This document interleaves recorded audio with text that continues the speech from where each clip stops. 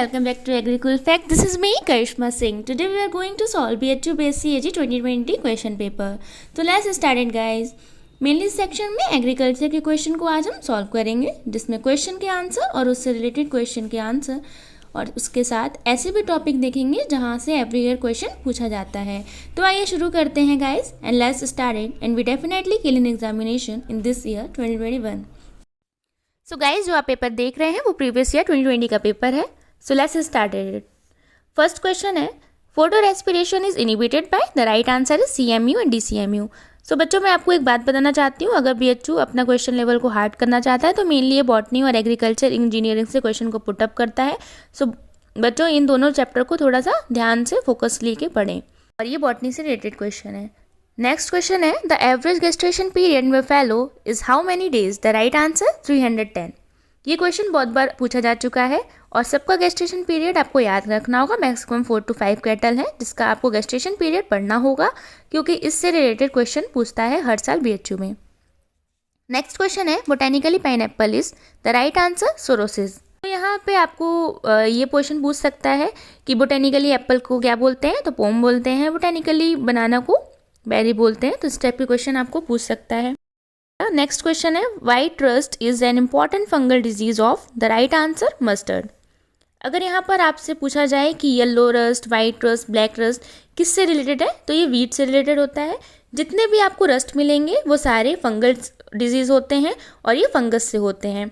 Next question है the practice of raising grazing life stock such as cattle और sheep for meat और wool is known as. The right answer is ranching. तो ये आपका question animal husbandry से है.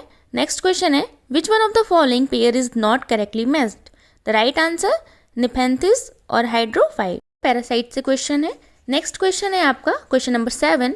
The most popular fertiliser for foliar application is. The right answer is urea. Question number 7. फिर आपका question number 8 है white bud in maize is caused due to deficiency of. The right answer is zinc. तो बच्चों आपसे ये question पूछ सकता है कि पैडी में जिंक की कमी से कौन सा डिजीज़ लगता है, तो वो खैरा डिजीज लगता है. इसको किसने दिया था, YL नैने ने दिया था. कहाँ पे दिया था, पंतनगर में. तो ये सारे क्वेश्चन आपको प्रीवियस ईयर क्वेश्चन पेपर में पूछा जा चुका है, तो इस पर ध्यान दीजिए क्योंकि BHU में मेनली क्वेश्चन जो है पैटर्न रिपीट होता है. नेक्स्ट क्वेश्चन है the hybrid mango develop from the cross of Neelam and Alphonso is. So right answer is Ratna. Mango के जितने भी आपको हाइब्रिड वैरायटी हैं और आपकी जितनी भी मैंगो की वैरायटी है वो सारे आपको देख लेना है, क्योंकि इस पार्ट से भी रिलेटेड आपको क्वेश्चन को रिपीट होता है, यानी क्वेश्चन पूछता भी है. फिर आपका है what is intercropping. The right answer it is growing of 2 or more crop in definite row pattern. अच्छा यहाँ पे आपको ये भी पूछ सकता है व्हाट इज मिक्स्ड क्रॉपिंग. तो मिक्स्ड क्रॉपिंग और इंटरक्रॉपिंग में ज़्यादा डिफरेंस नहीं है. जैसे कि इंटरक्रॉपिंग में क्या होता है, शॉर्ट टाइम के लिए इंटरक्रॉपिंग को फॉलो करते हैं, और मिक्स्ड क्रॉपिंग को कोई से भी पैटर्न से इसको हम फॉलो करते हैं. इंटरक्रॉपिंग में क्या होता है, सीड को पहले हम मिक्स कर लेते हैं, और मिक्स्ड क्रॉपिंग में सीड को पहले मिक्स कर लेते हैं और इसको ऐसे ही थ्रो कर देते हैं, पर इंटरक्रॉपिंग को ऐसे ही फील्ड में थ्रो नहीं करते हैं. नेक्स्ट क्वेश्चन है yellow colour in turmeric is caused due to the presence of. The right answer is curcumin. अच्छा गाइस इस पोर्शन में से आपको पिगमेंट के जितने भी पिगमेंट हैं, जितने भी कलर वाले पार्ट हैं, पंजेंसी पिगमेंट, इनको आपको याद रख लेना है. जैसे कि आपसे इस क्वेश्चन से जस्ट लाइक ये पूछ सकता है redness in apple is due to anthocyanin. Redness in tomato is कौन से पिगमेंट की वजह से होता है, तो लाइकोपिन की वजह से होता है. आपसे पूछ सकता है ऑरेंज में कलर जो कैरेट है उसका ऑरेंज कलर क्यों होता है, तो वो कैरेटिन की वजह से होता है. तो इस टाइप के क्वेश्चन आपको पूछे जा सकते हैं. जस्ट लाइक इसमें आपसे पूछा येलो कलर इन टर्मरिक, आपसे पूछ देगा कि orange colour in carrot is due to carotene की वजह से होता है. तो इस टाइप के क्वेश्चन आपसे पूछ सकता है.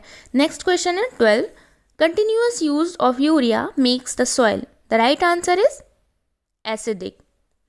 यूरिया का ज़्यादा यूज़ नहीं करना चाहिए क्योंकि मिट्टी जो है एसिडिक हो जाती है. इस टाइप के क्वेश्चन आपको पूछे जा सकते हैं एग्जाम में.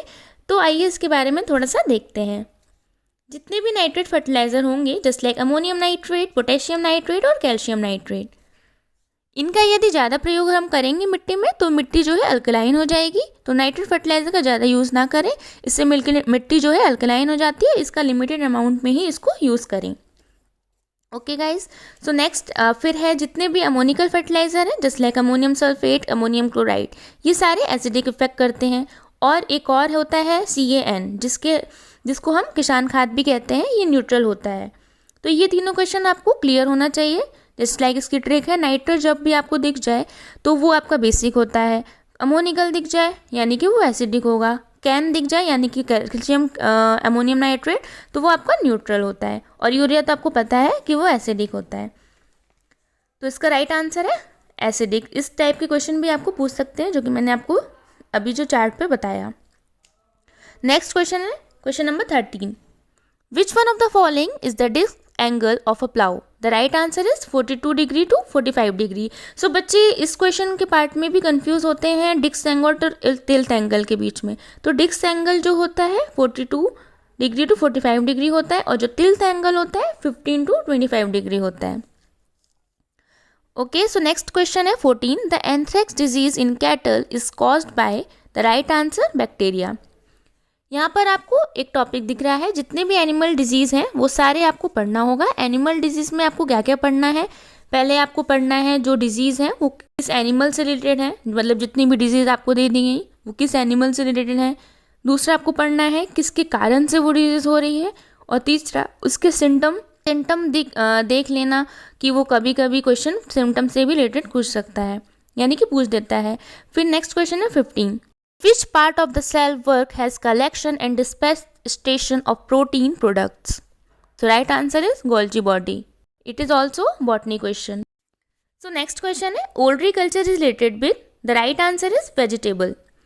फिर आपसे ये भी पूछ सकता है कि Floriculture किससे रिलेटेड है, तो वो फ्लावर से रिलेटेड है। पोमोलॉजी किससे रिलेटेड है, वो फ्रूट से रिलेटेड है। पल्स जो है वो एग्रोनॉमी से रिलेटेड है, एग्रोनॉमी के अंदर सीरियल क्रॉप में आता है। तो ये जितने भी ब्रांचेस ऑफ एग्रीकल्चर है आपको पढ़ लेना है। मैंने इस पर ऑलरेडी वीडियो बनाया है which is branches of agriculture, so आप जाकर देख सकते हैं, मैं उसकी वीडियो की लिंक शेयर कर दूंगी। नेक्स्ट क्वेश्चन है 17। The headquarter of central Agmark laboratory is situated at, the right answer Nagpur. और ये इस्टेब्लिश्ड कब हुआ था? नागपुर, ये आपका नागपुर में है। एगमार्क लेबोरेटरी कब इस्टेब्लिश्ड हुई थी? ये 1937 में इस्टेब्लिश्ड हुई थी। तो आपसे क्वेश्चन ये पूछा जा सकता है कि आपको जितने भी इंस्टीट्यूट हैं वो आपको याद कर लेने हैं। जस्ट लाइक आरबीआई का फुल फॉर्म क्या होता है, रीजनल रूरल बैंक, ये कब इस्टेब्लिश्ड हुआ था, जैसे कि ICR।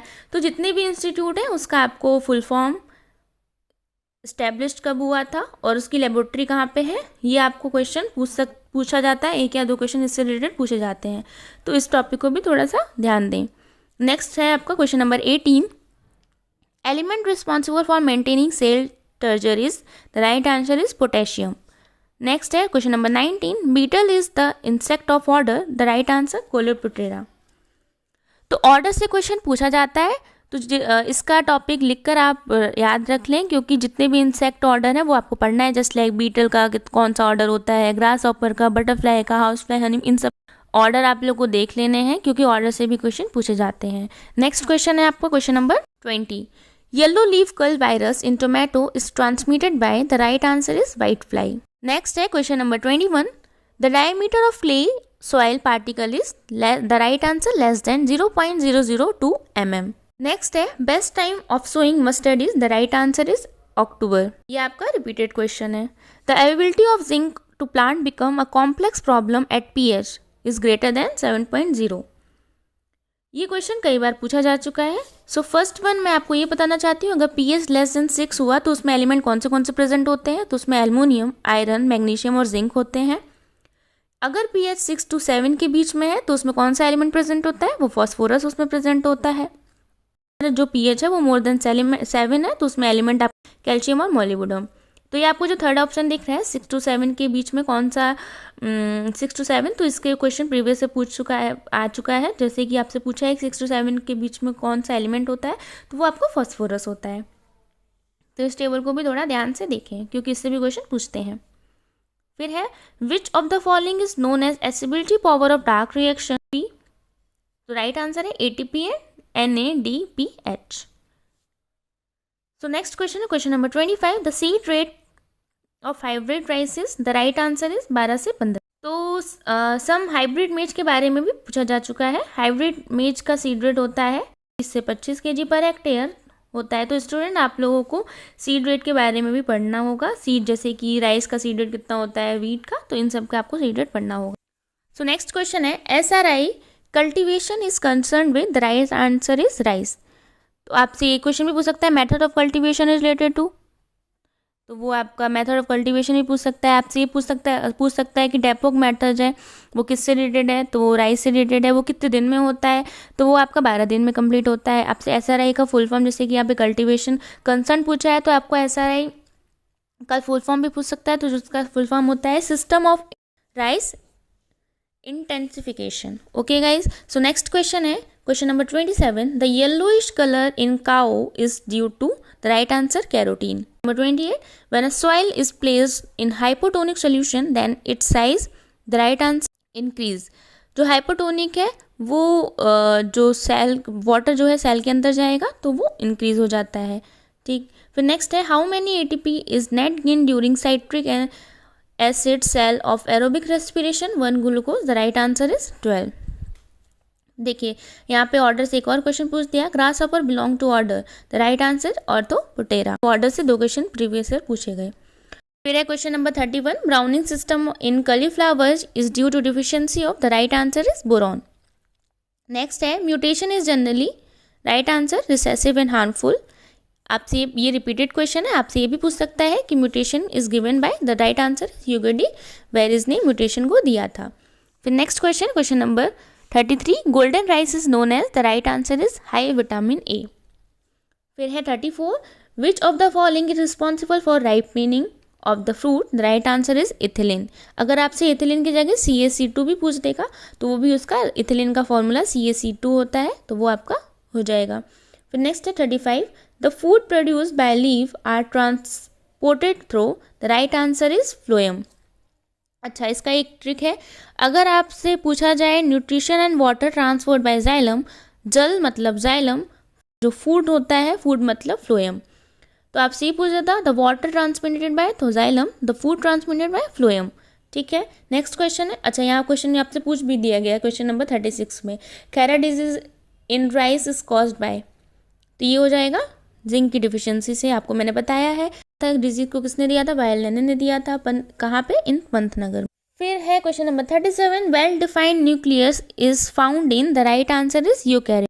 Question number 38, the form of phosphorus in DAP, the right answer is diammonium phosphate, तो आंसर हो जाएगा फॉस्फेट। है 39, विच of the following is suitable for light soil, तो इसका राइट आंसर है ग्राउंडनट। तो आपको लाइट सॉइल और हैवी सॉइल के इसमें कौन से क्रॉप आते हैं इसको भी थोड़ा अच्छे से देख लेना है, क्योंकि इससे क्वेश्चन इस साल आ सकता है लाइट और हैवी सॉइल से रिलेटेड से।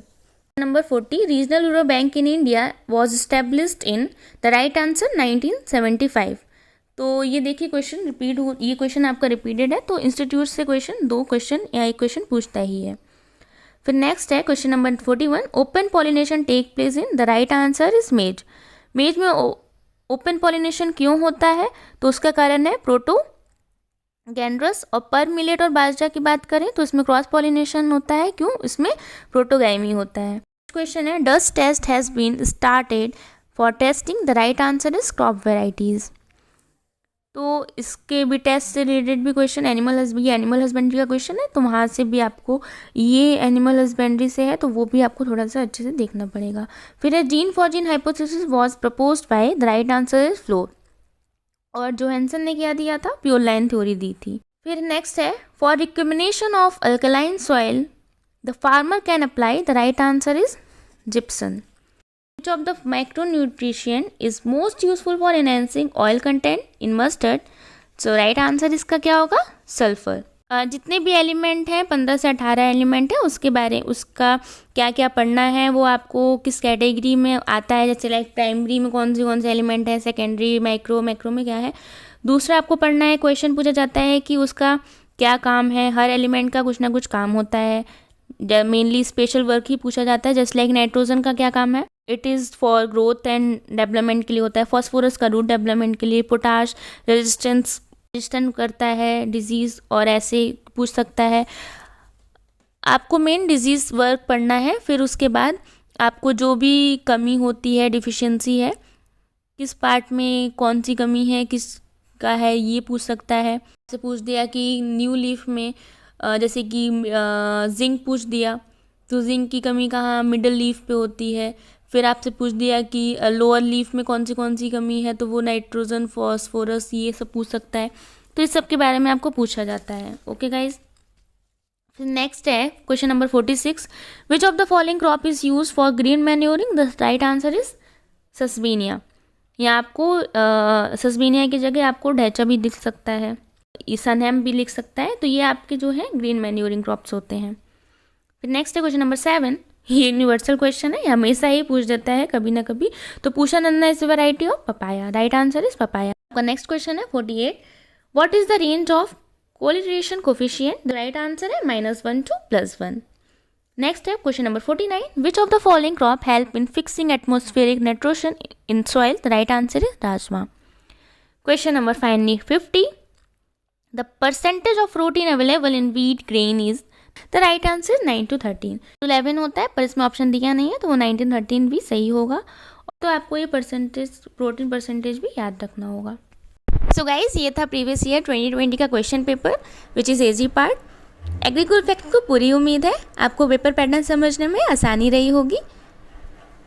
ऐसे ही इन्फॉर्मेटिव जानकारी या इन्फॉर्मेटिव नॉलेज लेने के लिए एग्रीकूल फैक्ट्स को ज़रूर सब्सक्राइब करें, ताकि ऐसी ही इन्फॉर्मेटिव जानकारी आप तक ज़रूर सबसे पहले पहुँचे। फिर मुलाकात होगी ऐसे ही नई वीडियो के साथ। तब तक के लिए नमस्कार।